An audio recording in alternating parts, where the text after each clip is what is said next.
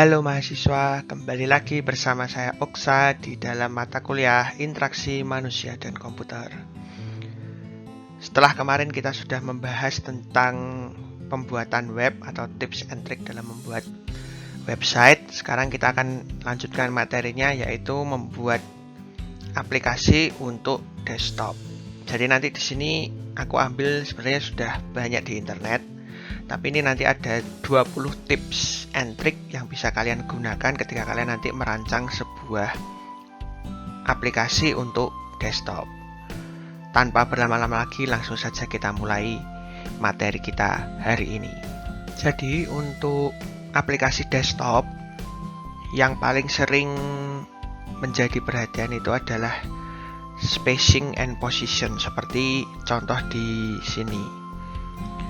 Jadi orang buat tuh kadang salah memberikan spasi ataupun memposisikan tempat-tempat kayak text field, radio button, dan seterusnya.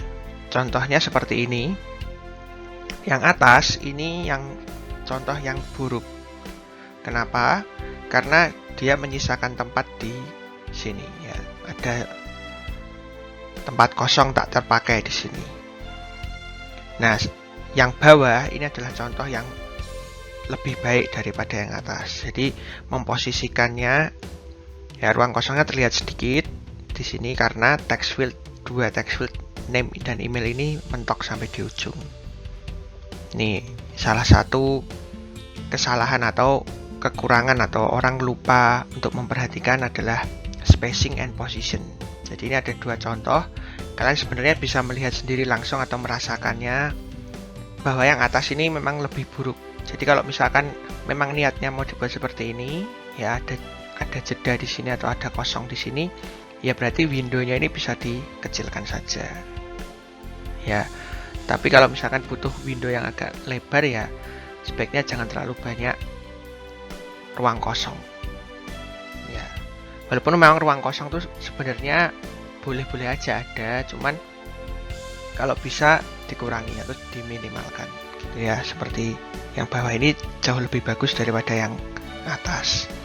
Ini yang pertama. Jadi spacing and position, ya spasi atau daerah-daerah kosong ini dan posisi-posisi ini menentukan sekali apakah aplikasi ini nanti bisa dipakai atau enggak, atau usability dari desktop application-nya ini baik atau tidak. Berikutnya adalah size atau ukuran. Jadi ukuran dari contoh di depannya adalah button, ya. Button ini juga sebenarnya ada ukuran standarnya. Jadi yang pertama yang good size ini dan yang acceptable size ini dua ukuran button yang masih dapat diterima dan dapat digunakan. Memang yang normal tuh yang biru ini ya, good size ini. Tapi kalaupun teks di dalam buttonnya itu panjang, ini masih bagus juga, boleh dipakai. Kalau buttonnya terlalu besar seperti ini juga, nah ini baru yang bermasalah. Jadi kalau kalian buat button segede ini, ya lihat di sini, ya kayak buang-buang space lagi ya. Ini kan terlalu besar buttonnya ini. Ya nanti akan menu-menuhin layar dan akan riskan untuk salah klik gitu buttonnya. Ya kalau ukurannya masih normal gini kan orang ngeklik juga lebih presisi gitulah, pasti klik. Kalau ini bisa saja terjadi misklik gitu karena terlalu besar ukuran buttonnya. Ya jadi kalau nanti buat aplikasi desktop, ya perhatikan juga size atau ukuran.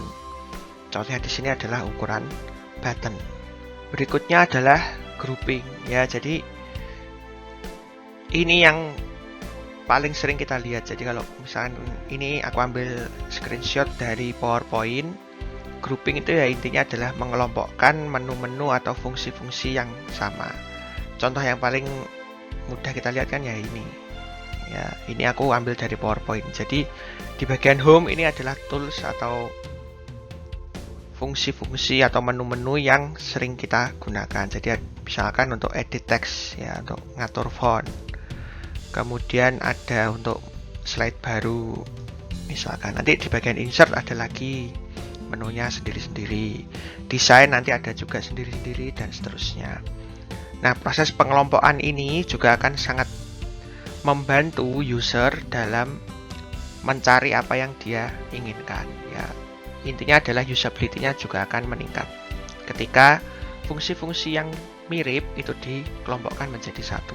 Ya, jadi sebaiknya ini juga kalian perhatikan dan kalian lakukan ketika membuat aplikasi untuk desktop. Yang berikutnya adalah intuitif.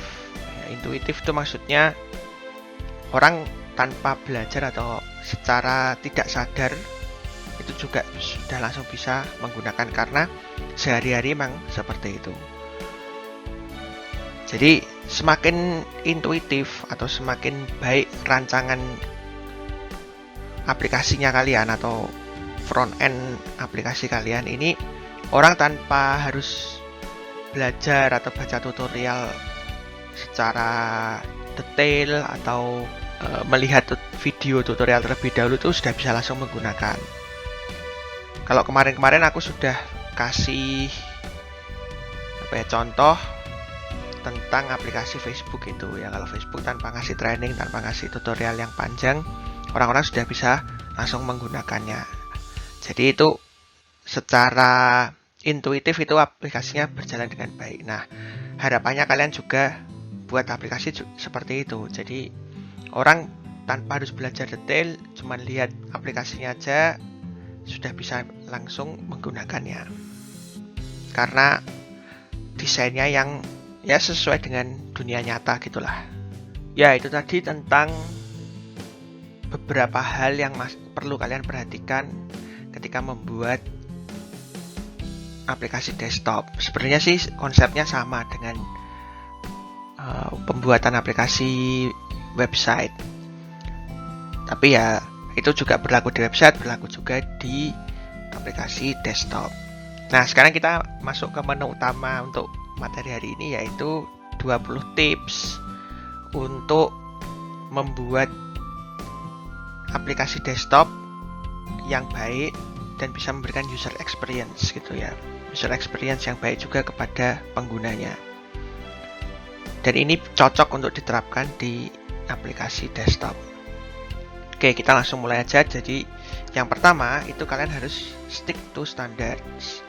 Stick to standards itu maksudnya adalah standar aplikasi itu kan yang lain tentukan. Misalkan di Windows misalkan close itu selalu di pojok kanan atas. Ya, kalian harus ikuti itu. Jangan diganti-ganti.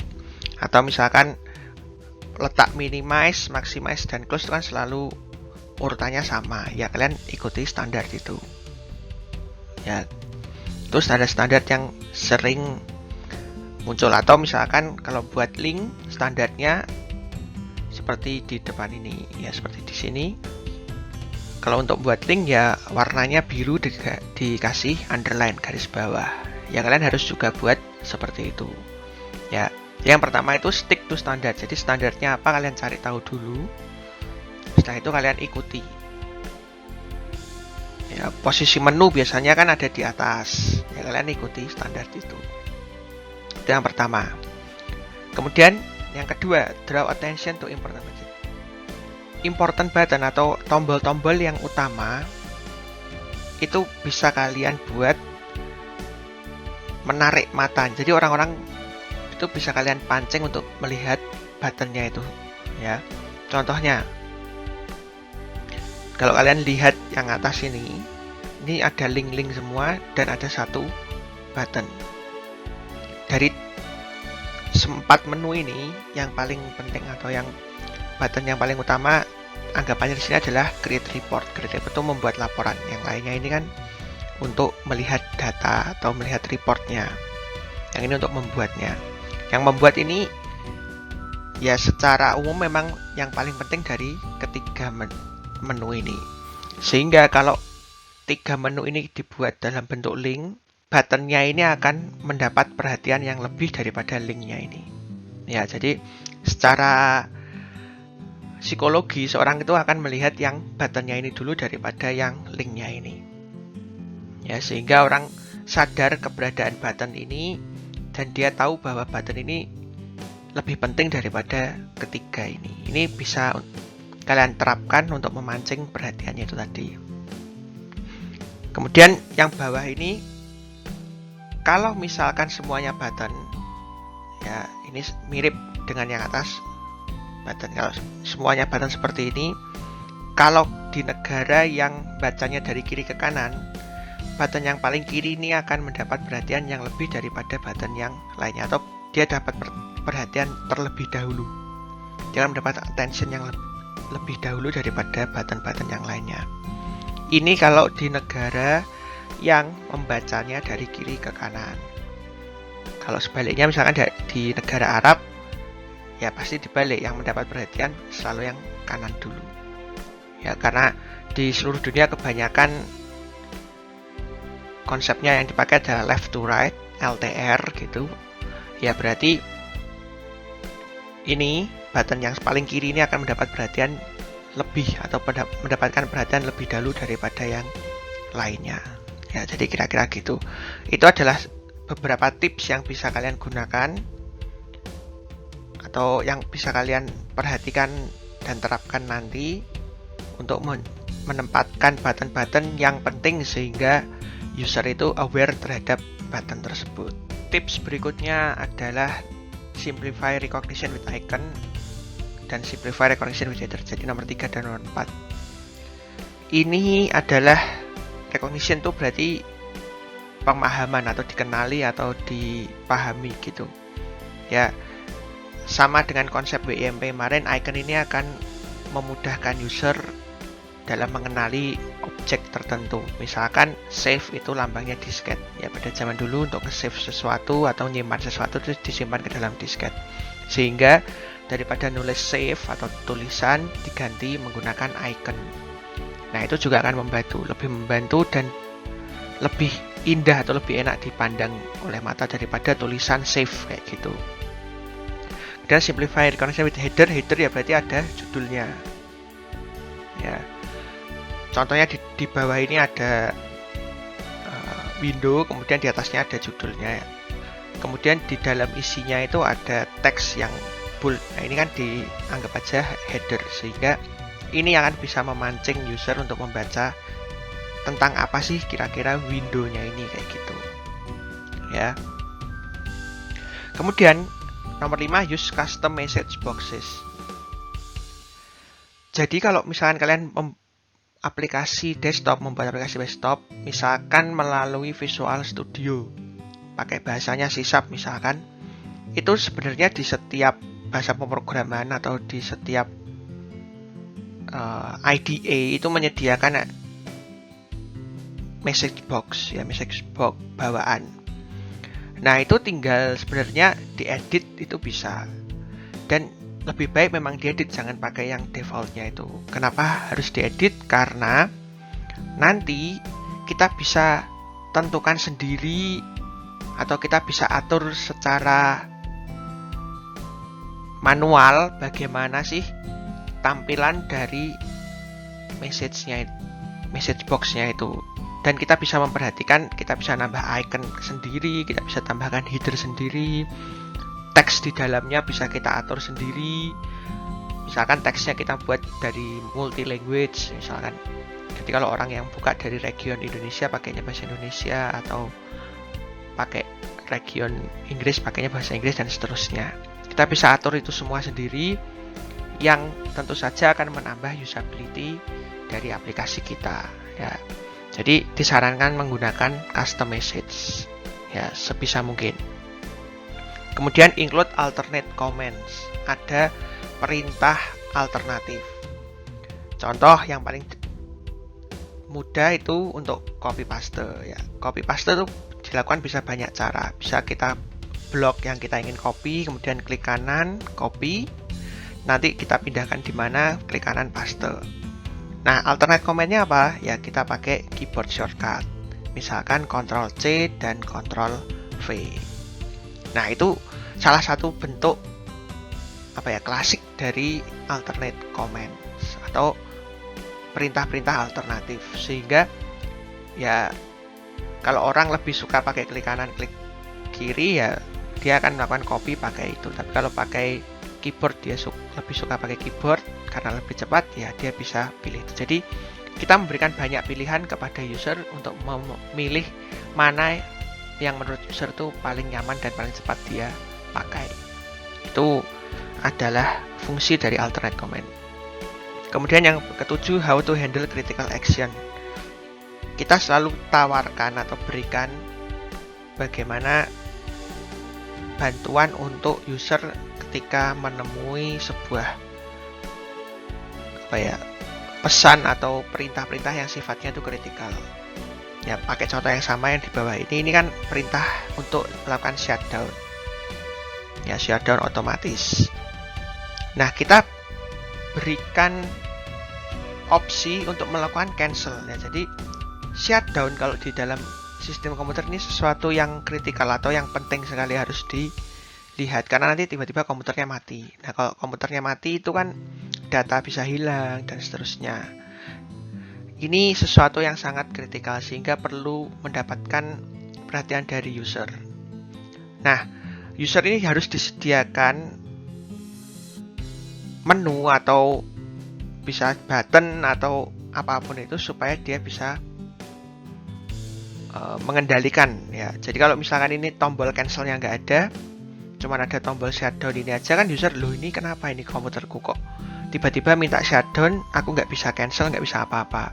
Jadi pasrah ke shutdown gitu aja. Ini adalah satu contoh yang buruk bagi user experience-nya itu. Jadi usernya jadi kehilangan kontrol. Ya, kemarin kan aku sudah bilang user tuh harus memiliki kontrol penuh terhadap aplikasinya. Jadi user sebaiknya diberikan perintah atau diberikan opsi untuk melakukan, atau contoh di sini ada melakukan cancel ketika ada perintah shutdown otomatis semacam ini. Kemudian pertanyaan semacam ini harus kalian bisa jawab ya. Mau pakai radio button atau mau pakai combo box? Kalau yang belum tahu, radio button itu yang bentuknya bulat-bulat, kalian bisa pilih salah satu. Atau pakai combo box itu yang seperti ini. Nah, perbedaannya apa? Radio button dan combo box. Ya, kalau ada yang berpikiran bahwa radio button makan tempat lebih banyak dan combo box makan tempat lebih sedikit, ya memang seperti itu. Jadi contoh di depan ini yang paling benar ya. Radio button itu semua list ini akan dipampang semuanya. Semua list itu maksudnya semua pilihannya akan dipampang semua. Nanti mana yang mau dipilih tinggal diklik gitu. Misalkan ini mau pilih yang diffuse 03 BMP ya tinggal diklik gitu aja. Jadi semua pilihan itu biasanya akan dipampang atau ditampilkan semua. Nah, kalau yang combo box itu tidak seperti itu. Jadi yang terpilih saja yang ditampilkan atau dimunculkan. Nah, ya mana yang kalian pilih? Yang satu makan space banyak, yang satu makan space sedikit. Tetapi yang radio button ini tinggal satu kali klik saja untuk memilih pilihan yang mau dipilih, itu cuma cukup satu klik. Kalau pakai combo box ini minimal 2 kali. Ya, pertama dia akan klik garis atau tanda panah ke bawah ini, klik 1 kali, kemudian baru dia pilih yang mana, kemudian diklik sekali lagi. Ya, ini 1 klik, ini 2 klik minimal. Ini makan tempat yang banyak, ini makan tempat sedikit. Ya, jadi mana yang mau kalian pilih ya tentukan saja sesuai dengan aplikasi kalian. Kalau punya space yang banyak bisa pakai radio button. Kalau punya space yang sedikit bisa pakai combo box ini. Ya. Toh keduanya juga sama. Jadi radio button dan combo box ini persamaannya itu sama-sama dari sekian banyak pilihan yang terpilih hanya salah satu saja. Ya, jadi seperti itu. Mau pakai radio button atau combo box tentukan sesuai kebutuhan aplikasi kalian. Kemudian tips ke-9, never disrupt user. Jangan pernah sekali-sekali kita disrupt itu mengganggu usernya. Ya, contohnya di depan ini misalkan orang lagi kerja, tiba-tiba muncul notifikasi yang amat sangat tidak penting seperti ini ya. Misalkan cuman something is happening, so we are notifying you. Kemudian ada tulisan find out more ini. di tengah-tengah kerja tiba-tiba muncul notifikasi yang susah dipahami karena harus buka link lagi dan nggak tahu kenapa tiba-tiba muncul. Nah, ini jangan sampai seperti itu. Kalau misalkan muncul sesuatu atau misalkan muncul error ya, jadi user ketika kerja tiba-tiba muncul error ya langsung jelaskan aja ya, karena error itu kan sesuatu yang akan mengganggu user ya, disrupt the user juga. Cuman kalau jelas karena apa ya it's okay maksudnya, jadi nggak apa-apa. Tapi kalau misalkan tiba-tiba muncul notif nggak jelas juga maksudnya apa, kenapa muncul, kemudian muncul tiba-tiba, ya ini juga akan memberikan user experience yang jelek, sehingga nanti aplikasi kita juga kemungkinan akan ditinggalkan gitu. Contohnya lagi ya, misalkan aplikasi desktop tapi banyak sekali iklannya, jadi kan sering muncul pop-up iklan dan yang bagi user itu nggak penting, jadi itu juga akan mengganggu atau disrupt atau memberikan gangguan kepada user. Jadi jangan sampai seperti itu ya. Tips ke-10 ini adalah provide progress status. Ya sama seperti yang aku sudah pernah jelaskan di video sebelumnya, bahwa visibility of system atau sistemnya sedang ngapain itu harus muncul. Contoh di sini adalah progress status dari misalnya apa nih, connecting ya. Jadi ingin mencoba connect ke sebuah server itu harus ada progress bar-nya seperti ini, sehingga user tahu komputernya sedang ngapain. Kalaupun ada proses yang lama lagi, misalkan yang lainnya, misalkan copy file yang besar ya, progressnya harus muncul juga, sehingga user bisa tahu aplikasinya sedang ngapain, apakah aplikasinya berjalan atau tidak ya. Jadi progress bar ini harus ada, karena ini akan membantu user untuk mengetahui aplikasinya itu sedang ngapain. Tips ke-11 adalah simplify complex step with wizards. Wizards kalau dalam Windows itu yang paling sering kalian lihat itu ketika kalian melakukan install sesuatu. Nah, sebenarnya kalau kalian perhatikan ketika kita melakukan install sesuatu ke dalam komputer kita, misalkan install game gitulah ya, itu sebenarnya adalah kita mengcopy dari installernya, misalkan .msi atau .exe-nya itu ke dalam folder di komputer kita. Jadi dari exe-nya itu sebenarnya isinya adalah data-data. Nah, datanya itu di-copy ke misalkan C program file. Nah, itu sebenarnya proses install itu seperti itu. Nah, copy-nya ini harus ke dalam folder-folder yang tertentu atau sudah ditentukan oleh pembuat aplikasinya. Nah, ini kan sesuatu yang sifatnya kompleks. Kompleksnya seperti ini. Misalkan folder, misalkan ada namanya folder game di dalam installernya itu. Nah, itu juga harus semua data dalam folder game harus di-copy ke dalam folder game juga di komputer kita. Nah, itu jangan sampai ada yang salah. Kalau salah, mungkin nanti gamenya nggak jalan dan sebagainya. Nah, ini sesuatu yang kompleks, sehingga untuk menyingkat atau memudahkan user ketika melakukan install, pakailah wizard. Karena user tinggal klik next saja, semuanya nanti akan ditentukan oleh aplikasinya atau dari wizardnya itu sendiri. Ya, jadi sesuatu yang kompleks dimudahkan dengan yang namanya wizard. Jadi usernya tinggal next. Kalau salah bisa back, atau kalau mau dibatalkan tinggal di cancel aja. Ya, kira-kira seperti itu konsep dari simplify complex step, atau sesuatu yang langkah-langkah yang kompleks itu dibantu dengan yang namanya wizard. Contoh yang paling dasar tadi atau paling sering kita lihat adalah ketika kita melakukan install. Nah, berikutnya adalah yang tips ke-12, get the tone of your text right. Nah, ini adalah penggunaan kata ketika kita buat aplikasi.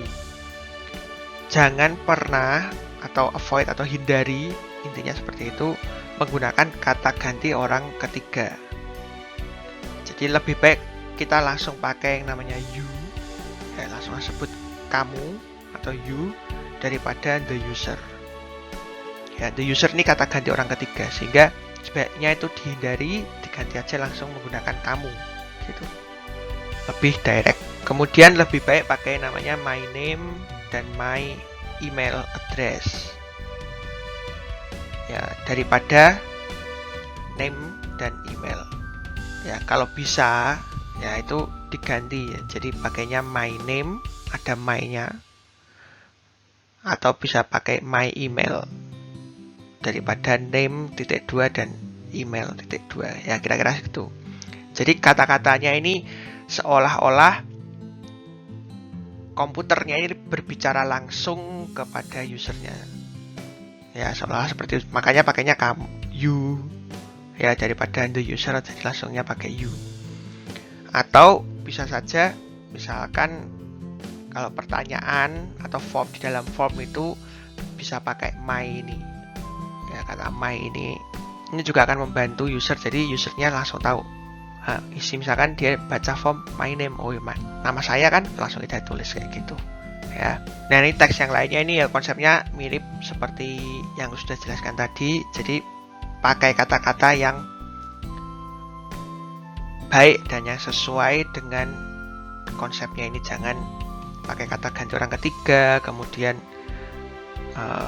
buat seolah-olah sistemnya ini sedang berbicara langsung kepada user. Nah, untuk tips yang ke-13, sometimes a list view is better ya. Jadi kalau misalkan kita buat aplikasi, ada yang namanya list view. List view itu ya daftar pilihan-pilihan seperti itu. Nah, itu bisa dipakai. Jadi list view ini bisa kita atur mau menampilkan pilihan-pilihan gitu, tapi bisa ditambah pakai image. Kemudian teksnya kita bisa atur fontnya dan seterusnya ya. Beda dengan dari radio buttonnya itu. Jadi kalau radio button itu kan pakainya cuman tombol berbentuk lingkaran plus teks gitu. Nah, ini bisa kita tambah gambar dan sebagainya. Itu list view bisa seperti itu. Nah, jadi menggunakan list view ini kadang sesuatu yang baik.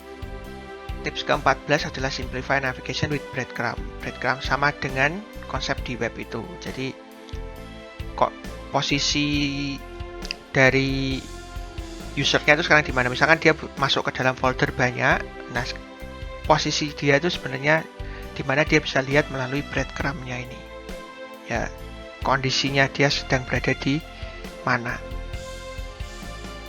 Ini juga akan membantu user experience dari pengguna aplikasi kita. Ya, kemudian use pretty graphics. Pilih gambar yang sesuai dengan aplikasi kita atau tema aplikasi kita. Plus resolusinya diperhatikan, dibuat sebaik mungkin. Ya, jangan sampai gambar yang dipakai sesuai dengan tema sih, tapi pecah gambarnya karena resolusinya terlalu kecil. Ya, pakai resolusi yang sesuai dengan aplikasinya. Jadi kalau aplikasinya desktop bisa di jalan di resolusi yang tinggi, ya berarti pakai image atau gambar yang tinggi juga gitu.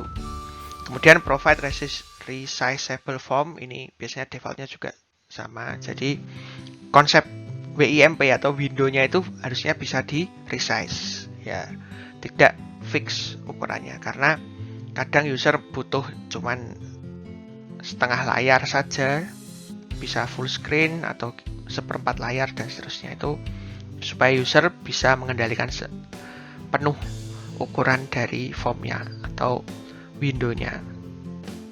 Kemudian tambahkan juga sidebar atau touchpad atau menu yang ada di samping sini.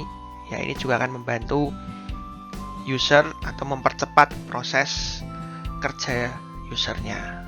Ya, jadi kalau ada menu di samping ini juga bisa membantu user.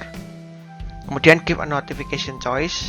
Ya, berikan pilihan apakah notifikasi ini bisa muncul atau munculnya setiap berapa jam atau tidak muncul sama sekali. Semuanya tergantung dari usernya. Berikan dia pilihan untuk itu akan membantu. Kemudian tips nomor 19, provide tooltips. Tooltips itu kalau kita hover sesuatu muncul keterangannya. Nah, itu disebut dengan tooltips. Sebisa mungkin kasih tooltips. Jadi user kalau misalkan belum tahu, dia tinggal hover aja ke sesuatu, ke menu misalkan. Nanti muncul tooltip atau muncul deskripsi tentang menunya itu ya. Kemudian yang terakhir, don't forget the little things. Jangan lupakan hal-hal kecil atau sepele. Contoh adalah typo.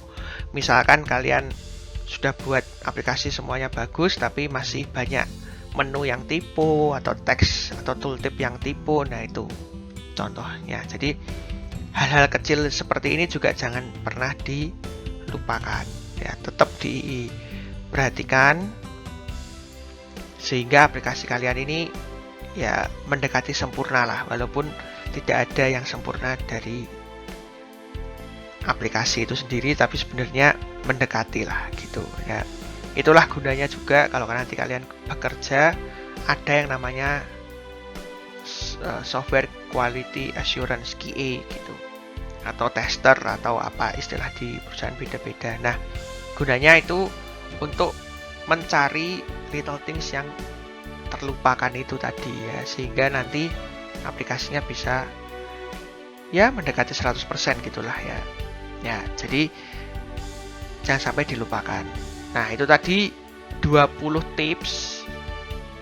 Ini sebenarnya aku ambil dari internet, jadi 20 tips atau saran ataupun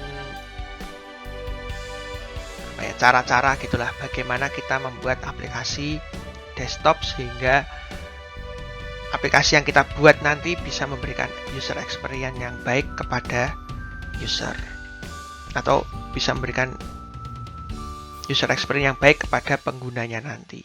Ya, jadi kira-kira begitu saja materi kita hari ini. Terima kasih sudah menonton videonya sampai akhir. Sampai bertemu lagi di pertemuan-pertemuan atau di video-video selanjutnya. Sampai jumpa.